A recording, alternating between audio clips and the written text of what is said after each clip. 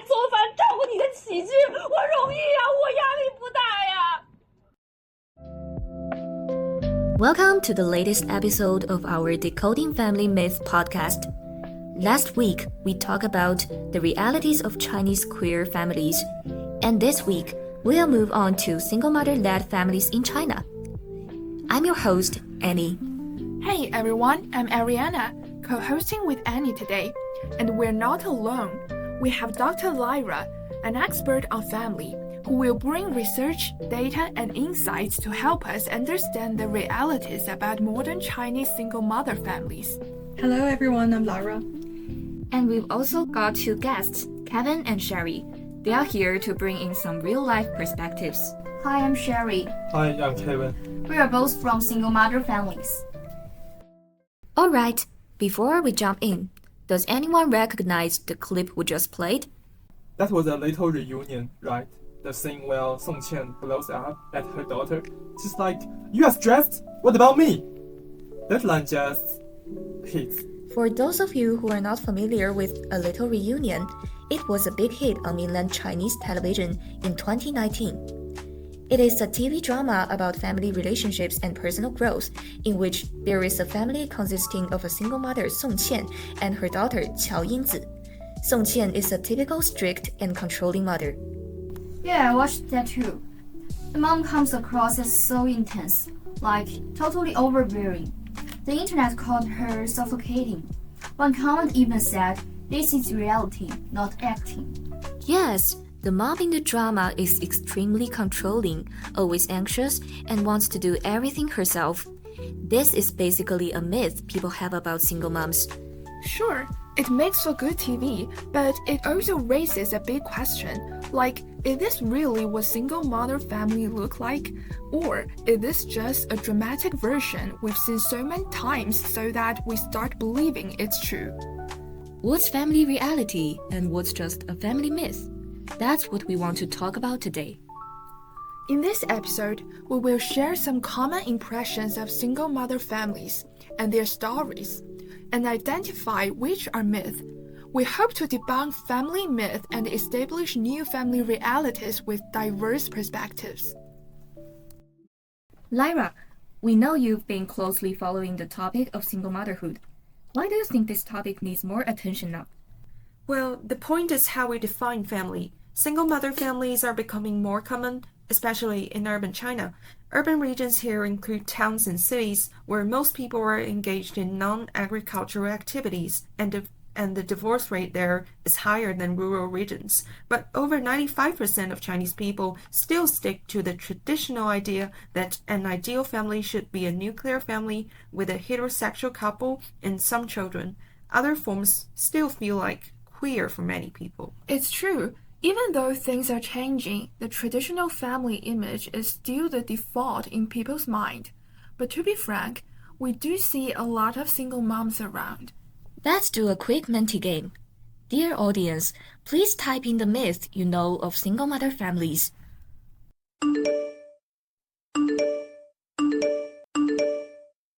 Let's see. Comments are popping up. Controlling mothers. Children like masculinity. Psychopath. Lack of father's love and care. The impressions are basically negative. This reminds me of a newspaper report article I read in 联合早报 titled Facing It Alone and Supporting the Family. It shared stories of single mothers and was meant to be sympathetic. But honestly, it just reinforced all the negative myths. Really? What does it say? Stuff like she had no choice, emotional breakdown, or her child became rebellious and self-harming. It sounds like single motherhood equals to tragedy. So even supportive media can reinforce the tragedy image. That's what we call the myth of sympathy.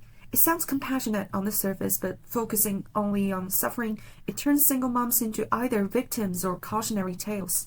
And it leaves out the rest of the story, right? Yes, there is no nuance. Not all single moms are desperate, poor, or psychologically overwhelmed. Many are empowered, educated, and doing just fine. And I bet the article didn't mention any real structural challenges. Not really. It focused more on personal drama rather than the whole picture. The article skipped over real structural issues or systematic bias, like gender inequality or a lack of childcare support. Those stories are powerful, but they become misleading when they're always seen. So, how do we change that narrative to show reality? Good question. One way is through the lens of intersectionality. The concept means looking at how different factors like income, education, region, and gender intertwine to shape the idea of family. To fully understand single mother families, we should listen to as many stories from diverse backgrounds and do further research. That's precisely what we're going to do next. Let's get into some real-life cases and talk about what it's like to live in a single mother family.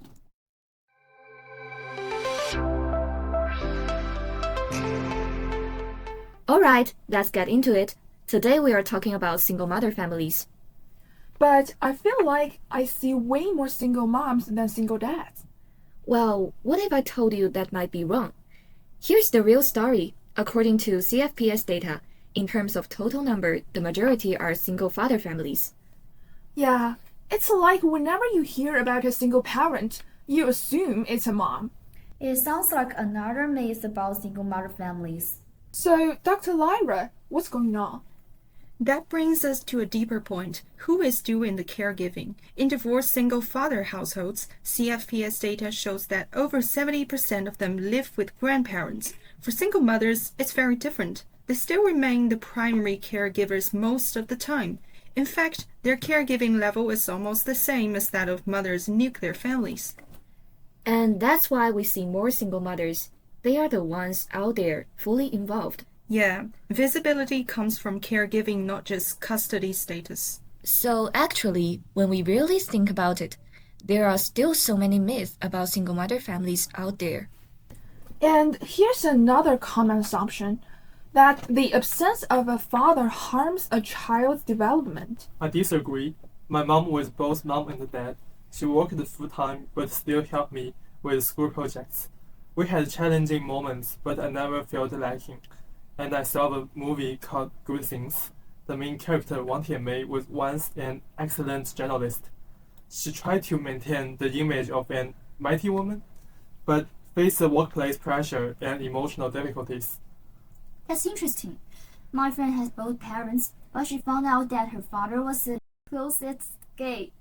Their constant fighting gave her away more emotional baggage. She told me that sometimes she envied friends with just one peaceful parent. Recent psychological research shows it's more about families' function rather than form. The key is not who is present, but how they support the children. So, if that's the case, we are really curious. Why are there so many myths about single mom families? I think it's an interesting question. Let's start by thinking. Apart from personal opinions, who else may disapprove of the single mom family structure? Maybe the government? With the current low birth rate, the government definitely prefers the traditional nuclear family. One man and one woman raising kids together, so they can encourage more birth. Sure, you're right. And that's a key factor. In modern China, marriage, family, and childbirth are deeply intertwined, especially from the perspective of the government. In the past few decades, influenced by traditional values and strict divorce laws, most single moms became single because their husbands passed away. But recent surveys show that 67% of single moms today are divorced, while only 16% are widowed. The main reasons for divorce now are emotional breakdowns and marital conflict. I have some statistics here. In 2021, China's birth rate was only 0.75%, which is shockingly low, and it's still declining. The same year, the government introduced the three-child policy to counteract the decreasing birth rate. Yeah, exactly. In 2021, China also revised its marriage laws to introduce a cooling-off period, making it even harder for couples to divorce. All these policies show that the government wants to maintain the traditional nuclear family structure and encourage childbirth. From what I've seen, most single mothers have no more kids after divorce, and it's pretty rare to see women remarry. On the other hand, it seems like men remarry all the time. Sure, indeed men remarry much more often than women, and that also makes single mother families special.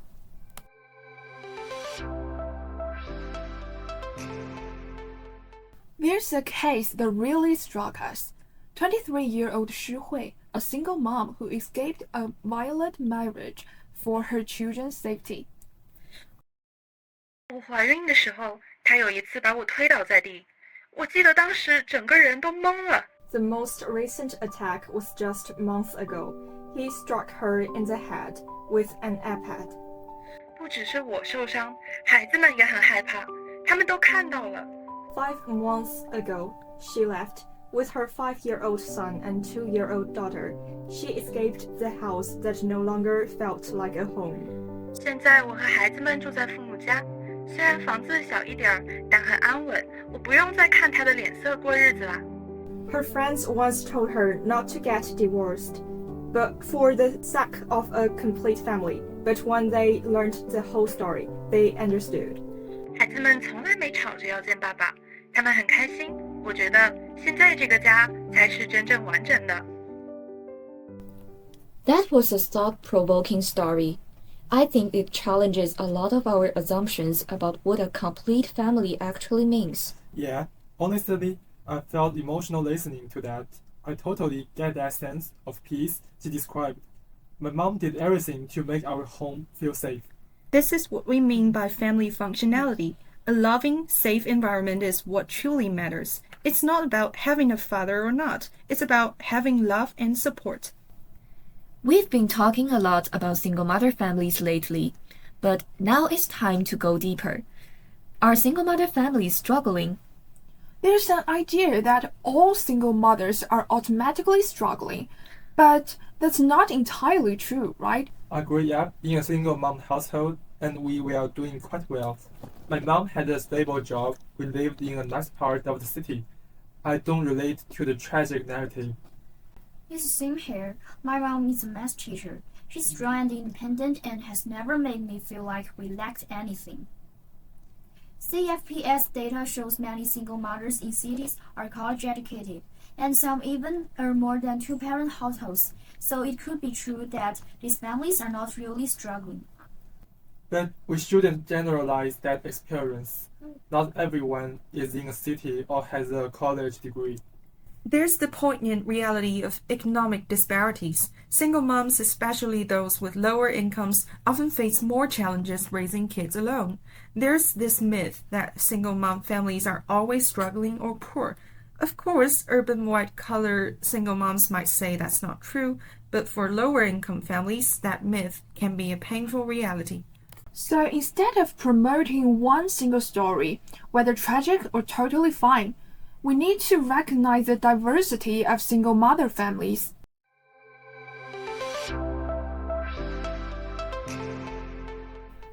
Let's listen to the real story of a university student, Xiaoma, to share how his mother shapes his personality. 我很小的时候，父母就离婚了，我跟着妈妈长大。虽然很多人说这样会让男孩缺乏男子气概，但我觉得我的妈妈是一位刚强、果断、独立的女性。我在这方面受她的影响很大，反而我觉得不应该过度的强调原生家庭对个性的影响。就像妈妈很忙，其实很少照顾我。我们的性格受到后天的学校教育以及各种经历的影响。The story is encouraging, but considering intersectionality, how do we approach the factor of gender in single mother families? Beyond just population policies and family income disparities, gender inequality further reinforces the myth and even the stigma around single mom families. And you're absolutely right. Yeah, my older relatives have said some pretty offensive things, like divorced women being second-hand. It's awful, but I have to admit, a lot of older people still think this way. Hopefully, we can get rid of the myths one day. But besides gender inequality, there's also the issue of gender roles and myths. Traditional values define fathers as strong and masculine, while mothers are supposed to be gentle and nurturing. People assume that if a child grows up without a father, they'll lack qualities like courage or strength. But the truth is, moms can teach those values too. At the end of the day, it's about love and proper education, not rigid gender roles. We've received questions like, if some single moms earn more than average, why should they get extra support? That reflects a misunderstanding. First, single mother families in China are socio-economically diverse. Some do well, others face systematic barriers. Second, social stigma cuts across all social classes. Whether a single mother is poor or middle class, she still faces prejudice in dating, hiring, or school admissions. Here, I want to re-emphasize the concept of intersectionality, highlighting how overlapping social identities such as family type, gender, and social incomes can amplify biases and difficulties people face. In fact, family function like love, communication, emotional support are far more crucial than family structure itself. This is what genuinely impacts children's development and well-being. There's still this idea that being a single mom is morally wrong. It's like society hasn't moved on. Exactly. Friends tell me you are so brave to talk about your family life. Why is it brave? It's just my life. So even though some local governments are trying to create support systems, the truth is that we still lack comprehensive national level policies. So maybe support isn't about helping the weak. It's about acknowledging injustice and creating a society where no one has to hide who they are.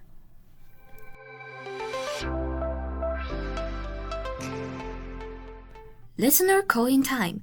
We have a caller who has a question about single mom family myth. I have a question. Are stereotypes about single moms consistently negative? Sometimes extreme narratives, like portraying them as super struggling or unbelievably strong, help them get more visibility, like make them heard and seen, right? That's indeed a sharp viewpoint. And yeah, there is some truth to that. Dramatic stories like the supermom in movies can spark sympathy, even push for temporary support. But here's the problem. When we reduce single moms to just heroic or pitiful, we miss the bigger picture. Real life is way more complex. Like it turns them into objects of pity or admiration, not real people with real voice. And instead of just telling stories about them, we need to hear from them directly. Myths make single mothers an object of observation rather than an equal subject. What we really need is for the subject to have narrative power and truly hear their voices. When single mothers are compressed into labels, what we lose is the questioning of institutional barriers and deeper thinking. Sure, myths might get short-term attention, but long-term, they keep us from fixing the real problems. What do you think? Can myths ever help? Or do they just hold us back? Let us know. As Professor Carroll suggests, families can empower or hinder us. How can we help single mother families empower both personal growth and society? First, break stigma. We may need affordable childcare, flexible work options, and anti-discrimination measures. Yeah, at an individual level, we need to stop judging single-parent families, stop labeling them incomplete or deficient, and instead recognize their resilience and capabilities. I completely agree. Research consistently shows that family functionality, whether members offer adequate care and support, is far more significant than structure alone. Many single mother households excel at this, often more than some two-parent families with troubled relationships. We are seeing positive changes, such as community emotional support and social aid targeted at single mothers in some areas, but these measures need broader implementation. A happy family isn't defined by its composition, but by the love and support among its members. I hope our society embraces this diversity. Let's keep these conversations going. Understanding and acceptance, that's the family value we should truly advocate.